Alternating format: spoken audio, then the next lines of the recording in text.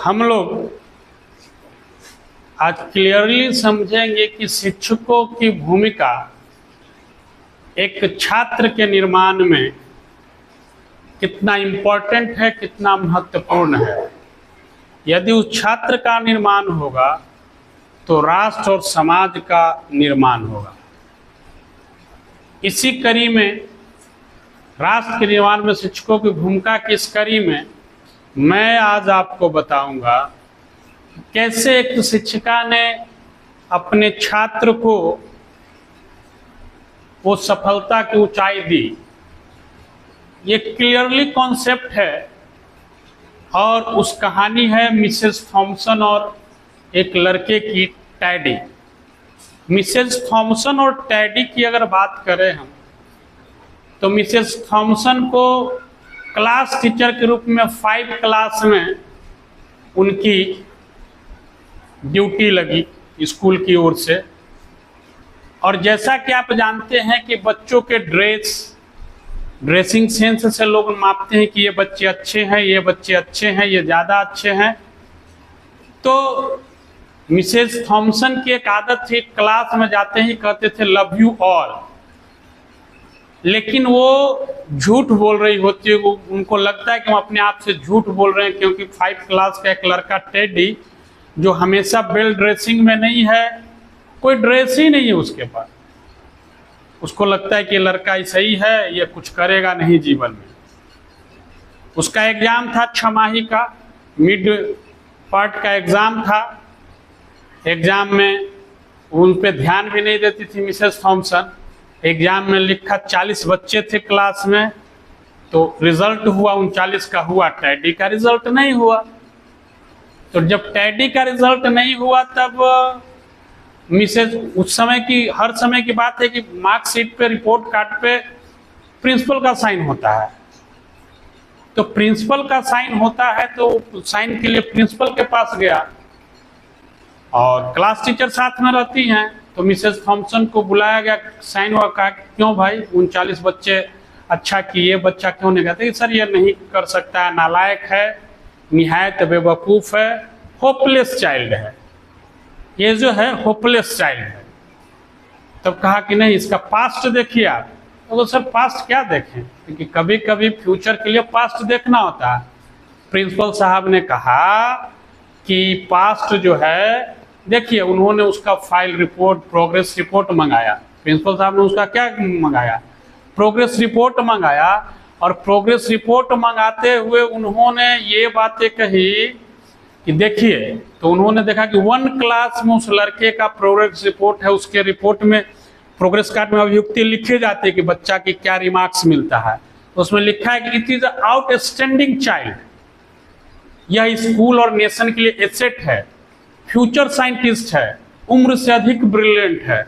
ये उसके report card में था, 1 क्लास के रिपोर्ट कार्ड में। 2 क्लास का रिपोर्ट कार्ड में कहा कि 1 क्लास जैसा है, लेकिन थोड़ा सा इसका परफॉर्मेंस गड़बड़ाया है। क्यों? क्योंकि इसकी माँ बीमार है।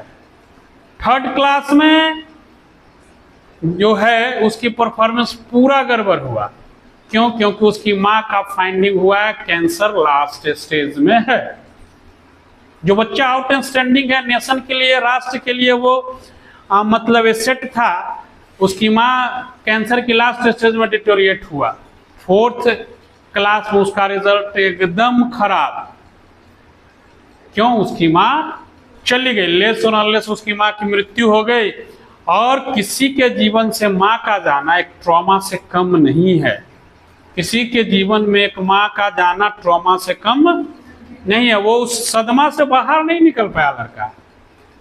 तब मिसेस थॉमसन को लगा कि मैंने ये क्या किया। तो मिसेस थॉमसन ने वो सब काम, उस प्रोग्रेस रिपोर्ट जानने के बाद मिसेस थॉमसन ने उस बच्चे के लिए माँ जैसी एक्टिंग की। उसको न मतलब ड्रेसिंग अच्छे से तैयार करना, लंच देना, वो सारी कामें जो एक बच्चे के लिए माँ करती है, वो मिसेस थॉमसन एज ए शिक्षक, कहते हैं कि शिक्षक दूसरे माँ होते हैं।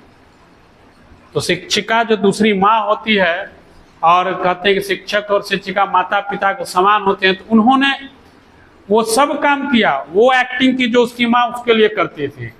उसका रिजल्ट 5 क्लास में बेहतर हुआ। तो 5 क्लास में बेहतर होने के बाद जब पास होता है तो ये परंपरा रही है कि कुछ ना कुछ गिफ्ट शिक्षकों को बच्चा देता है। सब बच्चा दिया, टैडी भी लाया। टैडी का ये रद्दी कागज में गिफ्ट लपेट के लाया। सारे बच्चे हंस रहे हैं कि वो गिफ्ट टैडी का होगा। तो सबसे पहले मिसेस थॉमसन ने वो टैडी के गिफ्ट को उठाया और टैडी के गिफ्ट को उठाकर वो मिसेस थॉमसन देखी तो उसमें यूज किया हुआ हाफ परफ्यूम का बोतल, शीशी और एक ब्रेसलेट, कारा जो पहनती है और उसका कुछ नग जो है वो निकला हुआ, ब्रेसलेट उसका नग जो है निकला हुआ।